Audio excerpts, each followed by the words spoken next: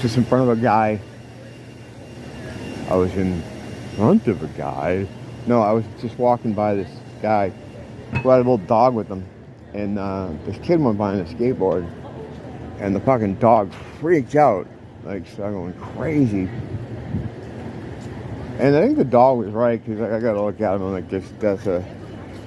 It was like, you ever seen Snoopy? And they got the guy that doesn't shower, and he's always got that cloud of like filth hanging above him.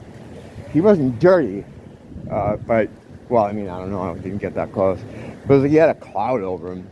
Like, I mean, the dog was right, you know. I don't know how they know that kind of stuff, but they do. They can see all kinds of stuff. And what the dog's seeing, he's not really freaking out about the person, in my opinion. He's freaking out about whatever is attached to and around that person. I mean, we're in a time now when you can find a lot of people that you see are just demon compartments. They're entity compartments.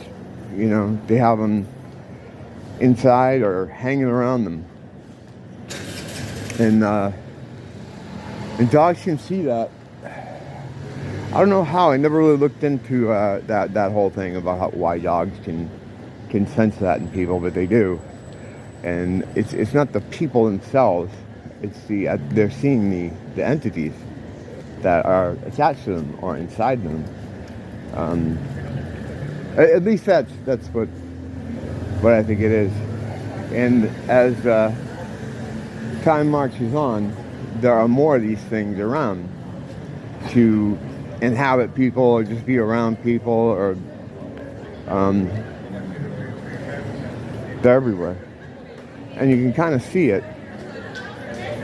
You know, if you look at people in the past, and you know, you get an old picture from New York City, you know, at the turn of the last century, and the place looks like a utopia.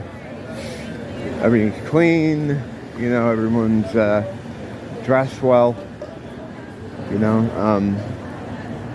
no one looks like they're running down the street throwing excrement at anyone or anything like that, like you see in the typical thing in major cities now. That insanity doesn't seem to be present, although it very well could be. We're not seeing it at that point in time. And now it's just everywhere. It's like there's more things, there's more of those fucking things floating around than there are people. Or, you know, the bodies of people are you know, the containers, a lot of them just containers for these things. And I guess that is the fucking complete thought. I had nothing else to add. I just thought it was interesting how animals tend to suss that out a lot better than people, because people have all these stupid social things that are programmed into them, like don't judge a book by its cover and all this kind of stuff. So you're like, oh, you know, he's probably okay. It's just, you know, don't worry about my dog. My dog's just, he's just a little skittish. Oh no, I don't have any money on me. Oh no, I use a debit card for everything. Oh wait, you want what? You can have my debit card. How come you want my debit card?